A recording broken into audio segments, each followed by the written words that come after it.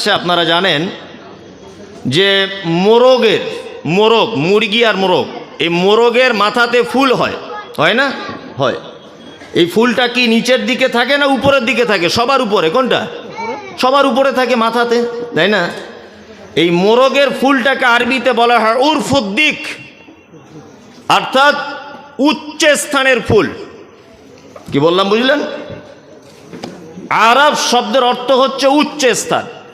এইবার আপনাকে একটা কথা বলি, জান্নাত আর জাহান্নাম এই দুইটা মাঝখানে একটা প্রাচীর আছে।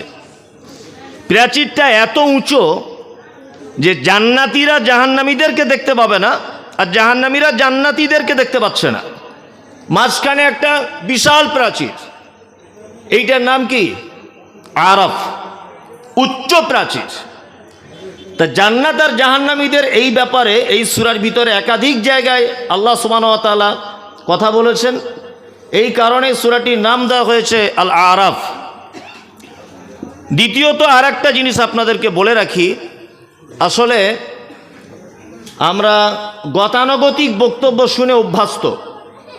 গতানুগতিক এলাম, বিশাল সুর করে কিছু বলে দিয়ে চলে গেলাম, মানুষের খুব ভালো লেগে গেল। এগুলো আমি আর একদমই চাই না।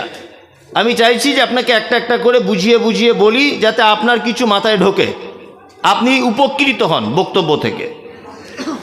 পবিত্র আল কোরআনে 29টি সূরার, কটি বললাম? 29টি সূরার একেবারেই প্রথমে কিছু শব্দ ব্যবহার করা হয়েছে, যেমন আলিফ লাম মিম, ইয়াসিন, তহা, আলিফ লাম র, আছে না? আছে। এইগুলোকে আরবিতে বলা হয় হুরুফে মুকাত্তিআত, বাংলাতে বলা হয় বিচ্ছিন্ন অক্ষরমালা। যদি আপনাকে কেউ জিজ্ঞাসা করে, হুজুর আলিফ লাম মিমের মানে কি? এখন মৌলভী সাহেবদের তো বেশি প্রশ্নের সম্মুখীন হয় না? মাস্টারকে কেউ প্রশ্ন করে না, সহজে করে। মৌলভী সাহেবদের প্রশ্ন বেশি, মানে এত প্রশ্ন যে মানে ফোন ধরে ধরে হাত ব্যথা হয়ে যাচ্ছে। অথচ স্কুল মাস্টারদের অনেক প্রশ্ন পড়ে রয়েছে, মানুষ অত প্রশ্ন করতে চায় না। আমরা ছোটতে পড়ি অ আ হস্যই দীর্ঘই, পড়ি না? পড়ি কি পড়ি না? পড়ি। আমরা সকলেই পড়েছি। ওখানে একটা ওই বাংলা নয়ের মতো অক্ষর আছে, ওটা কি বলে? লি। লি ওটা, তাই না? তা আমরা কোনোদিন মাস্টার মশাইদের প্রশ্ন করি না যে লিচু বানানটা লি দিয়ে হলো না কেন, ল দিয়ে কেন হলো? এ প্রশ্ন আমরা কেউ করি না। লি দিয়ে লিচু হবার কথা। কালিয়াচকের লিচু আপনি যদি লেখেন, কি দিয়ে লেখেন? ল দিয়ে লেখেন না? ওটা তো লি দিয়ে লেখা যেত। এ প্রশ্ন কেউ করে না। আমাদেরকে সবসময় প্রশ্ন করে মানুষ, আলি বে তে সে জিম হে খে ছোটবেলাতে পড়েছি হুজুর, এখন কি করে আলি বা তা সা জিম হা খ এটা কেন হলো? এইসব প্রশ্ন আমাদেরকে করা হয় না? করা হয়। এর উত্তরও যদিও অনেক রয়েছে, গাদা গাদা। তার ছোট্ট একটা পয়েন্ট আপনাকে আমি বলে দিচ্ছি। আরবিতে আলিফ জবর কি হয়? যারা পড়তে জানেন একটু বলুন। আলিফ জবর আ, আর শেষের দিকে একটা অক্ষর আছে, তার নাম হামজা। কি আছে? হামজা। হামজা জবর কি হয়? আ। দুটো আয় একই উচ্চারণ, তাই না? দুটো আ একই উচ্চারণ, লিখতে গেলেও এক, বাংলাতে যদি লেখেন এক, আপনি যদি ইংলিশে ওটাকে লেখেন তবুও এক, সব এক। তা হামজা জবর আ, আলিফ জবর আ। তো এই দুটো হামজার আলিফ আনার দরকার কি ছিল? শুধু আলিফ দিয়ে তো মিটিয়ে দেওয়া যেত না? যেত। আসলে আমাদের প্রথমে জানতে হবে যে আমরা সকলেই পশ্চিম বাংলার মানুষ না? পশ্চিম বাংলার। আপনারা বেলডাঙ্গার মানুষ, নদিয়া জেলার মানুষ, আমি 24 পরগনার মানুষ। দেখুন, আমাদের 24 পরগনায় গ্রামগঞ্জের মানুষ বলে, কোথায় গিয়েছিলিস? এটা হচ্ছে ভালো বাংলা, তাই না? আমাদের গ্রামে পাড়ার মা চাচিরা বলে, যখন ভাষায় কথা বলে পাড়া গ্রামের ভাষায়, তখন বলে কোন্নে গেলি, মানে কোথায় গিয়েছিলিস। আবার আপনি যখন নদিয়া জেলাতে আসবেন তখন ওরা আবার একটা শব্দ ব্যবহার করবে যে কি কুথে গেলি না কি একটা শব্দ ব্যবহার করে। 70 আমরা বলি 70, আবার আরেক জায়গাতে শুনছি ওরা বলছে 70। মানে একই জিনিস এক এক স্থানের পরিবর্তনে ভাষা একটু চেঞ্জ হচ্ছে। তার মানে বুঝে নিতে হবে যে মক্কা মদিনায় কোরআন অবতীর্ণ হয়েছে, তায়েফবাসীদের কাছে যখন কোরআন অবতীর্ণ হয়েছে ওখানে যে শব্দটা হামজা দিয়ে ব্যবহার করে তায়েফের মানুষেরা, ওখানকার জন্য হামজা আল্লাহ সুবহানাহু ওয়া তাআলা ব্যবহার করেছেন। আবার ওই একই শব্দ যখন মক্কায় অন্য কোনো জায়গায় অবতীর্ণ হয়েছে ওই ভাষাটাই আবার এখানকার মানুষ আলিফ দিয়ে ব্যবহার করে, তখন পবিত্র আল কোরআনে ওই শব্দটা আবার আলিফ দিয়ে ব্যবহার করা হয়েছে। তার মানে যেখানকার মানুষ যে ভাষায় কথা বলতেন আল্লাহ সুবহানাহু ওয়া তাআলা সেই জায়গাতেই সেই অক্ষর ব্যবহার করে দিয়েছেন বা সেই ভাষাটাই উল্লেখ করে দিয়েছেন। সুবহানাল্লাহ, এর একটা মারাত্মক মাধুর্য আছে। পবিত্র আল কোরআনের 29টি সূরার ভিতরে এই যে শব্দগুলি আছে বিচ্ছিন্ন অক্ষরমালা, এর ব্যাখ্যা বিশ্লেষণ সম্পর্কে আমি মুমতাজুল ইসলাম একেবারে নগণ্য ব্যক্তি, আলেম হিসাবেও যোগ্যতা নেই, বক্তা হিসাবেও ভালো না, মানুষ ডাকে তাই আসি, তা এই ব্যাপার আমি বলতে পারবো না। আজও পর্যন্ত সারা পশ্চিম বাংলার কোনো সাইকুল হাদিসের ক্ষমতা নেই যে উনি ওর ব্যাখ্যা করবেন, এবং মুহাম্মদ সাল্লাল্লাহু আলাইহি ওয়াসাল্লাম পর্যন্ত তিনি এ ব্যাপারে কিছু বলেননি যে এর ব্যাখ্যা বিশ্লেষণ কি। জিজ্ঞেস যদি কেউ করে আলিফ লাম মিম এর মানে কি, আল্লাহু আ'লাম, আল্লাহ ভালো জানেন, আল্লাহ ভালো জানেন। আল্লাহ সুবহানাহু ওয়া তাআলা সর্বপ্রথম আয়াতের ভিতরে এটি ব্যবহার করলেন আলিফ লাম মিম সাদ। এর ব্যাখ্যা বিশ্লেষণ আমি জানি না, আশা করি অন্য কেউ জানবে না। মুহাম্মদ সাল্লাল্লাহু আলাইহি ওয়াসাল্লাম এ ব্যাপারে কিছু বলেন নি, আমিও তাই বলছি না। তারপরে আল্লাহ তাআলা বলছেন কিতাবুন উনজিলা ইলাইকা ফালা ইয়াকুন ফি সাদরিকা হারাদুম মিনহু লিতুনদিরা বিহি ওয়া যিকরা লিল মুমিনিন। আল্লাহ বলছেন এটা একটি কিতাব, মুহাম্মদ সাল্লাল্লাহু আলাইহি ওয়াসাল্লামকে বলছেন এটা একটি কিতাব যা আপনার কাছে অবতীর্ণ করা হয়েছে আপনার রবের পক্ষ থেকে। এইদিকে ফিরুন, আপনি কি কোনোদিন লোকজন দেখেননি, ওইদিকে দেখছেন কেন? আপনি আমার দিকে ফিরুন, আমাকে অনেক দিন দেখেননি, আমার দিকে ফিরুন। লোকজন দেখে তো কোনো লাভ নেই, আমি তো কোরআনের কথা বলছি, আপনি আমার দিকে ফিরুন। আল্লাহ সুবহানাহু ওয়া তাআলা বলছেন কিতাবুন উনজিলা ইলাইকা, এটা একটি কিতাব মুহাম্মদ সাল্লাল্লাহু আলাইহি ওয়াসাল্লাম, এটা আপনার উপরে অবতীর্ণ করা হয়েছে।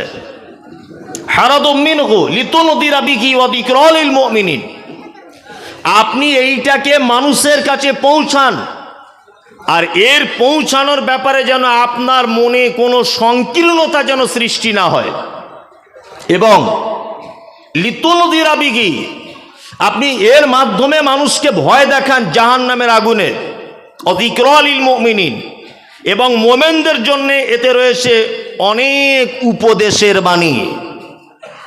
এখানে কয়েকটি কথা বললেন। আমাকে এমনি সোশ্যাল মিডিয়ার সবাই বলে যে মুমতাজুল ইসলাম বিতর্কিত লোক, উল্টোপাল্টা বলে, উল্টোপাল্টা কথা বলে দেয়, নে গ্রামে ঝামেলা পেতে যায়। দেখুন তো ঝামেলা হচ্ছে কি না। আল্লাহ মুহাম্মদ সাল্লাল্লাহু আলাইহি ওয়াসাল্লামকে বলছেন কিতাবুন উনজিলা ইলাইকা ফালা ইয়াকুন ফি সাদরিকা হারাদুম মিনহু, এটা একটি কিতাব, এটা আপনি মানুষের কাছে পৌঁছান, আর পৌঁছানোর ব্যাপারে আপনার মনে যেন কোনো সংকীর্ণতা, কোনো ভয় ভীতি এটা যেন কাজ না করে। তাহলে মানুষের কাছে যখন আমরা দাওয়াত দেব, মানুষের কাছে যখন আমরা তাবলীগ করব, মানুষের কাছে যখন আমরা দ্বীনের দাওয়াত দিব, তখন আমাদের কি দিয়ে দাওয়াত দিতে হবে? কি দিয়ে? কোরআন দিয়ে।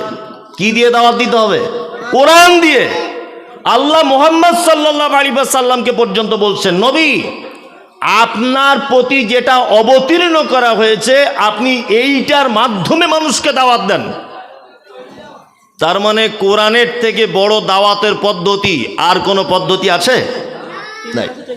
আমাদের বর্তমান সমাজে অনেক দাওয়াতের পদ্ধতি চলছে, চলছে না? চলছে। আমি কারোর বিপক্ষে নয়, কারোর বিরোধিতা করি না, আমি জাস্ট ব্যাপারটা বোঝানোর চেষ্টা করছি। এই দাওয়াত যে পদ্ধতি চলছে, 20 জন মানুষ এক জায়গায় হলো, হাঁড়ি হোন্ডা সব কিছু নিয়ে নিল, বাড়িতে বলে দিল যে আমি 40 দিনের জন্য যাচ্ছি, তোমরা যে যার বাজারঘাট করো, আর এই টাকা পয়সা দিয়ে গেলাম তোমরা রাখো। না 40 দিন কোথায়, না আমাদের আমির সাহেব যেখানে যেখানে বলবেন, আমাদের রুলস সেখানে সেখানে যেতে হবে। 40 দিন ঘুরে চলে এলো একটা মানুষ দিনের দাওয়াত দেওয়ার জন্য। আমি মমতাজুল ইসলাম বলছি, কিয়ামত পর্যন্ত যদি এই দাওয়াতের কাজ চলতে থাকে, কিয়ামত পর্যন্ত এই দাওয়াতে কখনো সফলতা আসবে না, কিয়ামত পর্যন্ত সফলতা আসতে পারে না। কারণ হচ্ছে এই যে দাওয়াতের পদ্ধতি, এটা একটা ব্যক্তির নামকরণ দিয়ে দাওয়াতটা দেওয়া হচ্ছে। মাওলানা ইলিয়াস কান্দলবি রহমতুল্লাহ আলাই বলছে কিসের দাওয়াত, বলছে ইলিয়াসি তাবলিগ। বলা হচ্ছে না কিসের দাওয়াত, বলছে অমুক তাবলিগ। বাকি নামাজ বাদ আপনারা সবাই বসে যাবেন, বাকি নামাজ বাদ অজস্র মানুষ মসজিদে এক সাইডে বসে গেল। বসে যাওয়ার পরে একটা বই বার করা হলো, বইটির নাম ফাজাইল আমল। একটা বই বার করা হলো, তার নাম মুনতাখাবে হাদিস। আমি বিরোধিতা করছি না, আপনি বোঝার চেষ্টা করুন। এই দুটো বইয়ের ভিতরে মানুষকে দাওয়াত দেওয়া হলো। আমি একটা জমাতের সাথীদেরকে দেখলাম না যে লোকদেরকে বসিয়ে ছোট্ট একটি সূরার বাংলা অনুবাদ করে মানুষকে শোনাচ্ছেন, এরকম কোনো পদ্ধতি নেই, নেই। আর যদি আপনি কোরআনের কথা যদি আপনি বলেন যে এই বইটা বাদ দিয়ে দুদিন একটু কোরআন দিয়ে দাওয়াতটা দেন না, বলবো আমাদের বড়দের পক্ষ থেকে মানা করা আছে। এই ভাষাটাই ব্যবহার করবে, করবে না? করবে। কিন্তু আল্লাহ সুবহানাহু ওয়া তাআলা মুহাম্মদ সাল্লাল্লাহু আলাইহি ওয়াসাল্লামকে তিনি বলছেন, কিতাবুন উনজিলা ইলাইকা ফালা ইয়াকুন ফি সাদরিকা হারাদুম মিনহু লিতুনজিরা বিহি ওয়া যিকরা লিল মুমিনিন। মুহাম্মদ, আপনার উপরে যেটা অবতীর্ণ করা হয়েছে, আপনি এইটার মাধ্যমে মানুষকে দাওয়াত দেন। তারপরে কোরআন দিয়ে মানুষকে দাওয়াত দিতে হবে। 40 দিন 20 জন মানুষ বাড়ি থেকে বার হয়ে চলে গেল, মানুষের কাছে দাওয়াত দিয়ে দিয়ে বেড়াচ্ছে, বগলে দুটো বই নিয়ে, একটার নাম ফাজাইল আমল, একটার নাম মুনতাখাবে হাদিস। আপনার উচিত ছিল ফরজ সালাতের পরে পরে মুসল্লিদেরকে নিয়ে বসে কি করা দরকার ছিল, পবিত্র আল কোরআনের 2টি আয়াত বাংলা অনুবাদ করে তার ব্যাখ্যা বিশ্লেষণ করে শোনানো উচিত ছিল। তবেই আপনার দাওয়াতে কাজ হতো। তাছাড়া আপনার দাওয়াতে কাজ হবে না, কখনোই কাজ হবে না। দাওয়াতের একটা পদ্ধতি রয়েছে, সেই পদ্ধতি যতক্ষণ না পর্যন্ত অবলম্বন না করবেন, আপনার দাওয়াতে কখনই আল্লাহর পক্ষ থেকে সফল আসবে না। তারপরে আল্লাহ তাআলা বলছেন যে আপনি এই দাওয়াত দিতে গিয়ে অনেক সমস্যা আপনার উপর আসবে, অনেক সমস্যা। কোনো সমস্যা দেখে যেন আপনি ভয় পেয়ে আপনার মন যেন সংকীর্ণ না হয়ে যায়। দাওয়াতের কথা বললে, মানুষের হক কথা বললে মানুষ বেজার হয় না? হয়। হক কথা বললে তার কোনো টিকিট আছে? টিকিট নেই। আপনারা তো তার বাস্তব চিত্র দেখেছেন।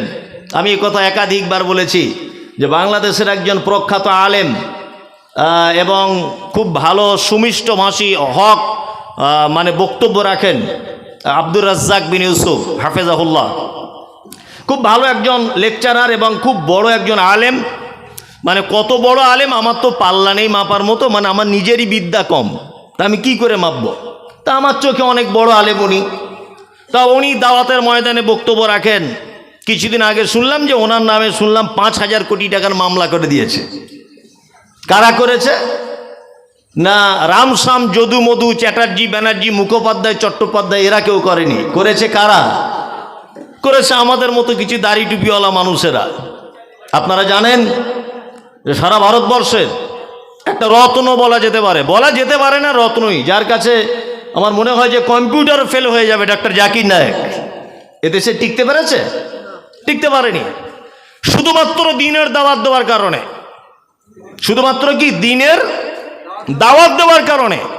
হক কথা বললেই আপনার বিপদ আসবেই। আমাদের নবী মুহাম্মদ সাল্লাল্লাহু আলাইহি ওয়াসাল্লাম তায়েফে গিয়েছিলেন দিনের দাওয়াত নিয়ে। সেই তায়েফে আমিও ঘুরে এসেছি। এক সপ্তাহ আগে তায়েফ থেকে ঘুরে আসছি। দিনের দাওয়াত নিয়ে গিয়েছিলেন। দিনের দাওয়াত নিয়ে গিয়ে সর্বপ্রথম তায়েফের লিডারদের বাড়িতে, যারা নেতা উচ্চপদস্থ মানুষ, তাদের বাড়িতে প্রথমে দাওয়াত দিতে গিয়েছিলেন। তারা তো দাওয়াত গ্রহণ করলো না, বরং বাচ্চাদেরকে লেলিয়ে দিল, যাও লোকটাকে মারো। আঘাত করলেন মুহাম্মদ সাল্লাল্লাহু আলাইহি ওয়াসাল্লামকে, আঘাত করলেন। আল্লাহ রসুল আঘাতপ্রাপ্ত হয়ে একটা খাজুরের বাগানে প্রবেশ করলেন। সেই খাজুরের বাগান আজও পর্যন্ত রয়েছে। মসজিদ আব্দাস নামক একটি মসজিদে রয়েছেন। সে বাগানের ভিতরে একজন লোক জিজ্ঞাসা করছেন, আপনি কে? আপনি কে? আমি একজন নবী। তুমি কে? আমি আব্দাস। আল্লাহ রাসূল সাল্লাল্লাহু আলাইহি ওয়াসাল্লাম বলছেন, তুমি ইউনূস আলাইহিস সালামের দেশের মানুষ, তুমি ওনার বংশধরের মানুষ। বলছে, আপনি কি করে জানলেন? তখন আল্লাহ রাসূল সাল্লাল্লাহু আলাইহি ওয়াসাল্লাম বলছেন, উনি একজন নবী, আমি একজন নবী, একজন নবী আর একজন নবীর খবর রাখেন।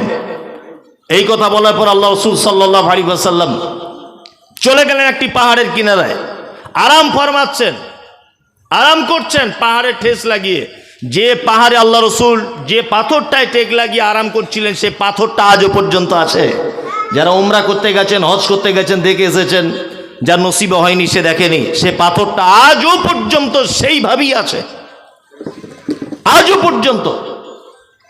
তার মানে দাওয়াত মানুষের কাছে দিতে গেলে আপনাকে আঘাতপ্রাপ্ত হতেই হবে। আর যখনই আপনার প্রতি আঘাত আসবে, তখন কি করতে হবে? আপনাকে কোনো রকমের মনে ভয়, সংকীর্ণতা, হীনমন্যতায় ভোগা যাবে না। আল্লাহর উপরে ছেড়ে দেন যে, আল্লাহ, এটা আমি তোমার উদ্দেশ্যে করছি, যদি এতে কোনো কল্যাণ যদি থাকে তাহলে তুমি দাও, আর যদি এটা আমার ভুল ডিসিশন হয় তাহলে তুমি পথ পরিবর্তন করে দাও। এটা আপনার উচিত হবে। আরেকটি কথা হচ্ছে এই, আল্লাহ সুবহানাহু ওয়া তাআলা তার পরের আয়াতে বলছেন, ইত্তাবিউ মা উনজিলা ইলাইকুম মির রাব্বিকুম ওয়ালা তাত্তাবিউ মিন দুনিহি আউলিয়া কলিলাম মা তাযাক্কারুন। আল্লাহ তাআলা বলছেন, ইত্তাবিউ, তোমরা আনুগত্য করো, মা উনজিলা ইলাইকুম মির রাব্বিকুম, তোমার রবের পক্ষ থেকে যেটা অবতীর্ণ করা হয়েছে। রবের পক্ষ থেকে কি অবতীর্ণ করা হয়েছে? হ্যাঁ, আল কোরআন।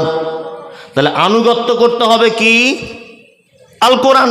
আল্লাহ তাআলা বলছেন, ইত্তাবিউ মা উনজিলা ইলাইকুম মির রাব্বিকুম, তোমরা আনুগত্য করো তোমার রবের পক্ষ থেকে যেটা অবতীর্ণ করা হয়েছে, তার মানে আল কোরআন।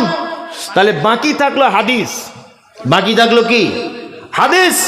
অন্যত্র আল্লাহ সুবহানাহু ওয়া তাআলা বলেছেন, আতিউল্লাহ ওয়া আতিউর রাসূল, তোমরা আল্লাহর আনুগত্য করো আর রাসূলের আনুগত্য করো।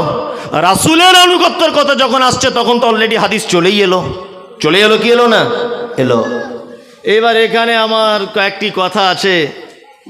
কথা হচ্ছে এই, কিছু মানুষের বর্তমানে দাবি যে হাদিস এবং কোরআন বাদ দিয়েও কিছু মানুষদেরকে মানতে হবে। এ দাবি আছে না নেই? কেউ বলছে ইমাম মানতে হবে, কেউ বলছে ইমাম মানা ফরজ, কেউ বলছে পীর মানা ফরজ, কেউ বলছে হুজুর মানা ফরজ, বিভিন্ন এরকম আছে না নেই? আছে, আছে। আমি কিছু কিছু জিনিস সত্যি অবাক হয়ে যাই, অবাক। মানে এরা কি কোরআনটা বোঝে না যারা এই শব্দগুলো ব্যবহার করছে? আল্লাহ সুবহানাহু ওয়া তাআলা বলছেন, ইয়া আইয়ুহাল্লাযীনা আমানু, হে ঈমানদার, হে বিশ্বাসীগণ, আতিউল্লাহ ওয়া আতিউর রাসূল, তোমরা আল্লাহ এবং তার রাসূলের আনুগত্য করো। ওয়া উলিল আমরি মিনকুম, তোমাদের ভিতরে যারা নেতা রয়েছে, তোমাদের ভিতরে যারা উলিল আমর রয়েছে, তোমরা তারও মেনে চলো। ফাইন তানাযাতুম ফি শাইইন ফারুদ্দুহু ইলাল্লাহি ওয়া রাসূল, সেই নেতাদের মাধ্যমে যদি কোনো ডিসিশন না হয়, তাহলে তোমরা আল্লাহ এবং তার রাসূলের দিকে প্রত্যাবর্তন করো, ফিরে চলে এসো। এটাই তোমাদের জন্য উত্তম, এটাই তোমাদের জন্য কল্যাণ। এবার আপনাদেরকে কয়েকটা কথা বলি। এই কথা আগে কেউ বলেছে কিনা আমার জানা নেই, তবে বললে হয়তো আপনি ভুলে গেছেন, আপনাকে আবার স্মরণ করিয়ে দিচ্ছি। পবিত্র আল কোরআনে আল্লাহ সুবহানাহু ওয়া তাআলা যে শব্দগুলো ব্যবহার করেছেন, পৃথিবীতে আর অন্য কোনো মানুষের একটি শব্দ পরিবর্তন করার ক্ষমতা আছে? আছে? নাই। আপনারা জানেন ডক্টর উইলিয়াম ক্যাম্বেল পবিত্র আল কোরআনের একাধিক ভুল প্রমাণ করতে চেয়েছিলেন, একাধিক, দেখেছেন আপনারা, একাধিক বিজ্ঞান মানে দিয়ে অনেক যুক্তিতর্ক দিয়ে উনি ভুল প্রমাণ করতে চেয়েছিলেন। একটাও হুজুর, একটাও পীর, একটাও কোনো বড় হুজুর, ছোট হুজুর, মেজ হুজুর, কেউ ডাক্তার উইলিয়াম ক্যাম্বেলের সঙ্গে মোকাবেলা করতে পারেননি। ভারতবর্ষের মাটিতে একটি মাত্র বীর পুরুষ, তিনি মাত্র লড়াই করেছিলেন, তার নাম কি? ডাক্তার জাকির নায়েক। আপনারা জানেন যে কিছুদিন আগে বাংলাদেশের মাটিতে কোন এক নাস্তিক হযরত মুহাম্মদ সাল্লাল্লাহু আলাইহি ওয়াসাল্লাম এবং আম্মাজান খাদিজাতুল কুবরা রাদিয়াল্লাহু তাআলা আনহার ব্যাপারে কুমন্তব্য করেছিলেন না?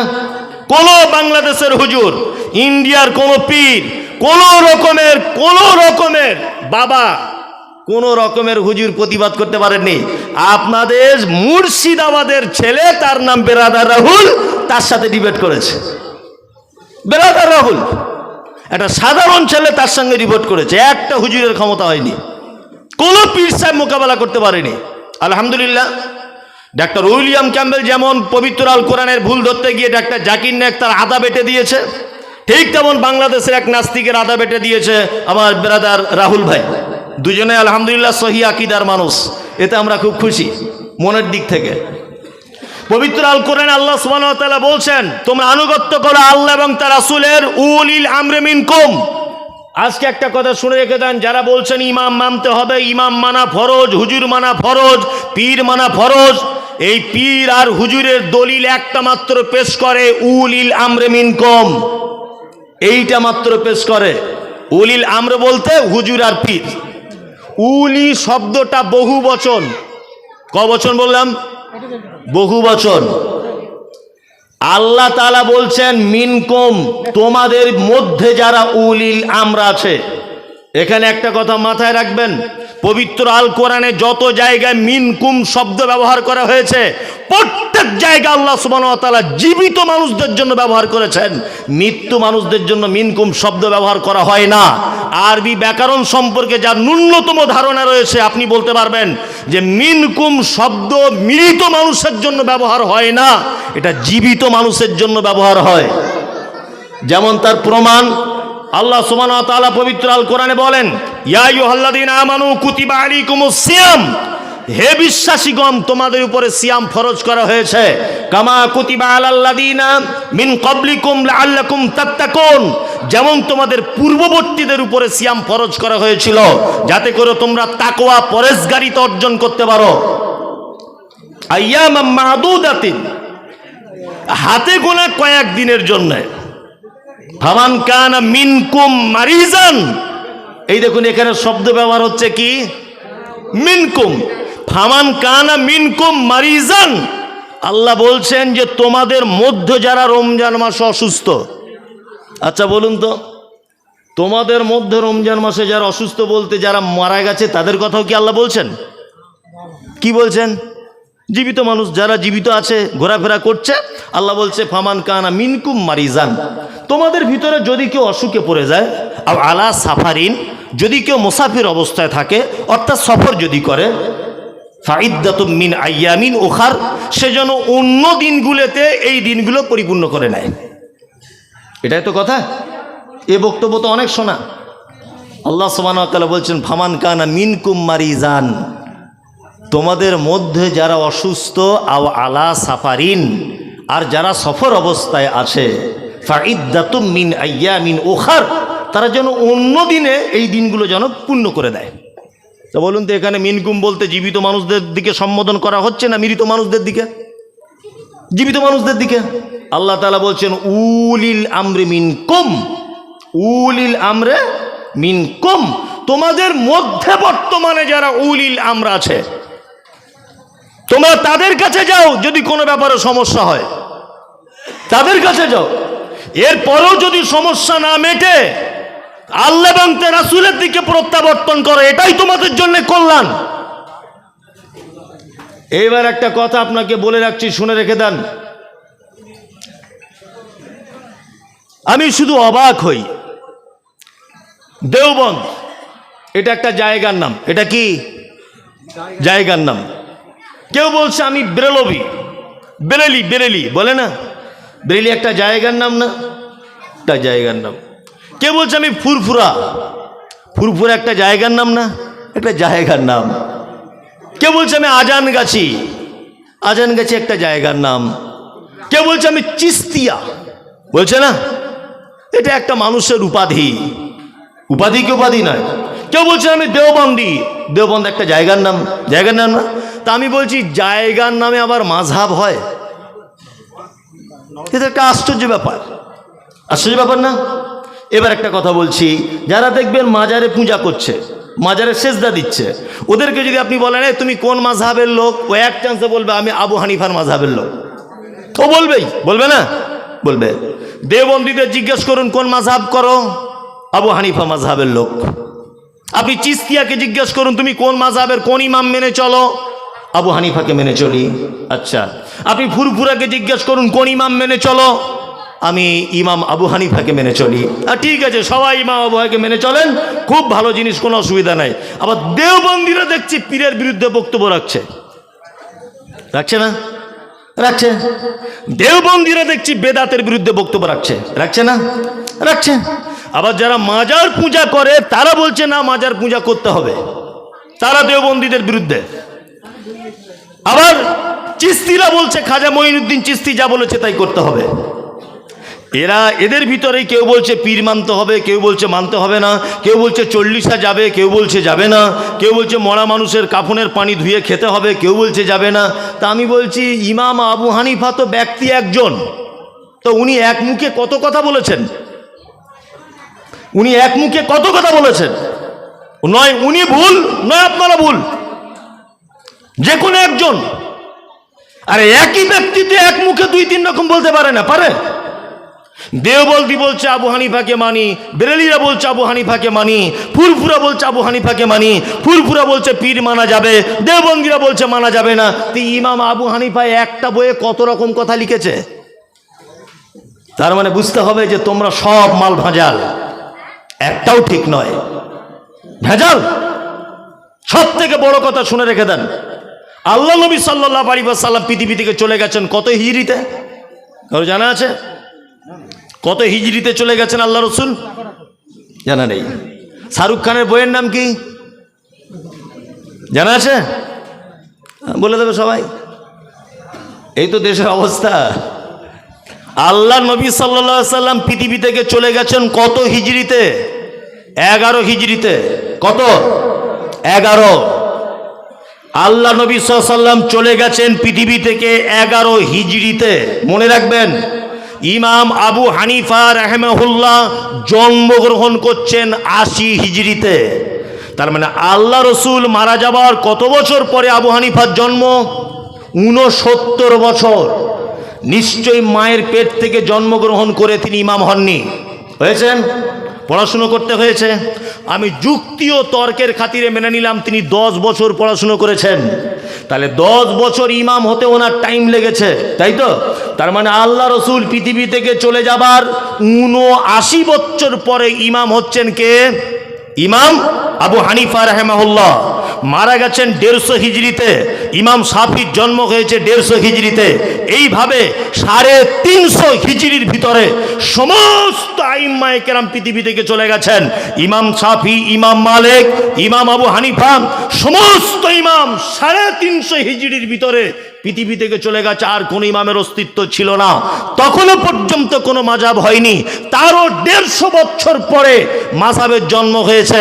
তার মানে মুহাম্মদ সাল্লাল্লাহু আলাইহি ওয়াসাল্লামের মারা যাবার 450 বছর পরে এই মাযহাব জন্ম হয়েছে। এইবার আপনার কাছে আমার একটা প্রশ্ন, সেটা হচ্ছে এই আল্লাহর নবী মারা যাবার আর ইমাম আবু হানিফা ইমাম হবার মাঝখানে ব্যবধান কত বছরের? 79 বছর। তা মাযহাব মানা যদি ফরজ হবে, তাহলে এই 79 বছরের মানুষগুলো কোন মাযহাব মেনে চলতো? কোন মাযহাব মেনে চলতো 79 বছরের ব্যবধানের মাঝখানের মানুষগুলো? একটা কথা বলে রেখে দিই, শুনে রেখে দেন, আপনার কোরআন বুঝতে ভুল হচ্ছে। আল্লাহ সুবহানাহু ওয়া তাআলা বলছেন উলিল আমরি মিনকুম। উলি শব্দ বহু বচন। যারা বলছেন ইমাম আবু হানিফাকে শুধু মেনে চলি, ইমাম শাফিকে মানি না, ইমাম আহমদ বিন হাম্বলকে মানি না, কাউকে মানি না, ইমাম আবু হানিফা যা বলবে ওটাই চূড়ান্ত। আমি মুমতাজুল ইসলাম আপনাকে বলছি আপনার ইমানের খাতরা হয়ে যাবে। কারণ মানতে গেলে আপনি চারজনকে সমান অধিকারে মানুন। কারণ আল্লাহ সুবহানাহু ওয়া তাআলা বলছেন উলি, এখানে বহু বচন, নির্দিষ্ট কাউকে করা হয় নি। ওই জন্য আমরা বলি ইমাম আবু হানিফা রাহিমাহুল্লাহর কথা যদি খুব হাদিস সম্মত হয় আমরা অ্যাকসেপ্ট করব, কোনো অসুবিধা নেই। ইমাম শাফির কথা যদি মুহাম্মদ সাল্লাল্লাহু আলাইহি ওয়াসাল্লামের কথা হয় কোনো অসুবিধা নেই। ইমাম মালিকের কথা যদি মুহাম্মদ সাল্লাল্লাহু আলাইহি ওয়াসাল্লামের কথা অনুযায়ী হয় কোনো অসুবিধা নেই। আমরা নির্দিষ্ট করে কাউকে মানতে যাব না, সবাইকেই মানব। যদি তার কথা মুহাম্মদ সাল্লাল্লাহু আলাইহি ওয়াসাল্লামের কথাতে যদি মিলে যায় ইনশাআল্লাহ, নির্দিষ্ট করে কাউকে মানতে যাব না। এক আজব ব্যাপার। আর একটা চমৎকার কথা আপনাকে বলি, এ কথা কে আপনাকে বলবে, এ ব্যাখ্যা কে আপনার সামনে করবে? আমি বলেছি মিনকুম শব্দ যত আল্লাহ সুবহানাহু ওয়া তাআলা ব্যবহার করেছেন জীবিত মানুষদের জন্য। একটা ইমাম এখনো বেঁচে আছে? কথা বলুন, বেঁচে আছে? আপনি কেন ইমাম আবু হানিফাকে ধরে বসে থাকলেন? আপনি কেন ইমাম মালিককে ধরে বসে থাকলেন? আপনি কেন ইমাম শাফিকে ধরে বসে থাকলেন? আজও তো জীবিত অনেক বড় বড় আলেম ওলামারা রয়েছেন কি রয়েছেন না? আপনার কোনো ব্যাপারে যখন সমস্যা হচ্ছে আপনি বড় কোনো আলেমের শরণাপন্ন হন, উনি কি বলছেন আপনি দেখুন, উনি কি ব্যাখ্যা বিশ্লেষণ করছে আপনি মান্যতা দেন। যদি না দেন মুহাম্মদ সাল্লাল্লাহু আলাইহি ওয়াসাল্লামের দিকে প্রত্যাবর্তন করুন। বাপ দাদা 14 পুরুষ ধরে বসে এসেছে, আপনিও ধরে বসে এসেছেন। আপনার মতো পচা মূর্খ পৃথিবীতে আর কেউ নেই। মূর্খরও অনেক কোয়ালিটি থাকে, আপনি পচা মূর্খ লোক, কিচ্ছু নেই আপনার ভিতরে, শুকনো কাঠের মতো। পাথরে পানি দিলে পানি শোষণ করে না, যেমন আপনার অন্তর পাথর হয়ে গেছে।